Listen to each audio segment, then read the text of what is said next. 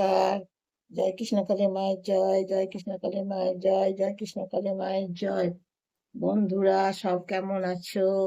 আমি দেখি আমার বন্ধুরা সব কেমন আছে, ওই জন্য তোমাদের সঙ্গে কথা বলতে এলাম।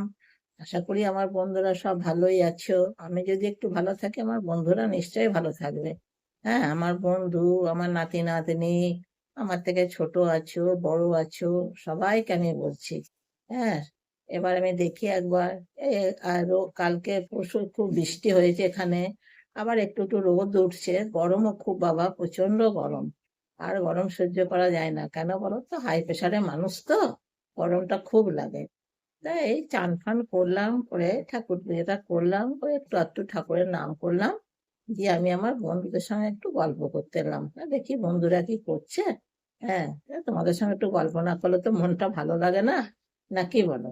হ্যাঁ, তাই জন্য একটু গল্প করতে এলাম। আর কৃষ্ণকালী বাড়ির সম্বন্ধে বলবো, কারণ আমার মনের মধ্যে কৃষ্ণকালী মা তো গেঁথে আছে। কারণ কৃষ্ণকালী মাকে আমি খুব ভালোবাসি, আমি কৃষ্ণকালী মায়ের ভক্ত। এবার আমি জানি আমার বন্ধুরাও তাই, কৃষ্ণকালী মায়ের ভক্ত। হ্যাঁ, এবার কৃষ্ণকালী মায়ের মন্দিরে তো যাওয়ার ইচ্ছা হয় বাবা, কিন্তু কি করবো বলো, আমি তো আর টোটোতে যেতেও পারি না, আর মোটর সাইকেলও পারি না। টোটোতে তাও কষ্ট করে যাওয়া যাবে, মোটর সাইকেলে বসতে পারি না। তবু যাবো একবার, এই শীতের দিনে তো একটু রোদ রোদ হলে ভালো হবে বাবা, তখন একটু রোদে রোদে যাবো। আর গরমের দিনে যাওয়া খুব কষ্ট, নাকি বলো? তা আমি দেখি আমার বন্ধুদের একবার বলি, তোমরা যদি একবার আসো, এসে দেখে যাও। হ্যাঁ, খুব ভালো লাগবে।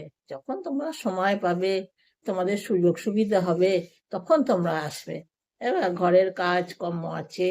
হ্যাঁ, তারপরে ধরো তোমার ঘরের ইষ্ট দেবতা আছে।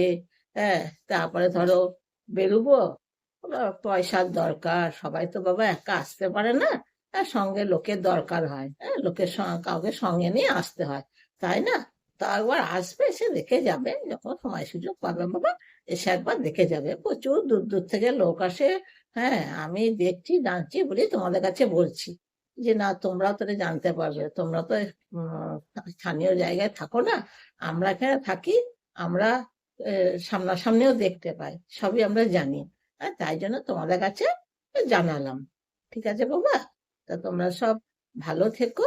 হ্যাঁ, আবার যখন সময় সুযোগ পাবে একবার আসবে। হ্যাঁ, এবার দূর দূর থেকে লোক আসে, তারপরে তোমাদের কি করতে হয় না করতে হয়। হুম, তারপর ধরো জবা ফুল, সকালবেলায় খালি পেটে জবা ফুল খেতে হয়। এবার যে জবা ফুল খেতে পারবে না, সে তোমার ইয়ে করবে, এক গ্লাস জলেতে জবা ফুলটা ভিজিয়ে রেখে এই জলটা খাবে। জবা ফুলটা তুমি ঘরে যেখানে ইষ্টি দেবতার ফুল ফেলো, সেখানে তোমরা ফেলে দেবে বাবা, ঠিক আছে?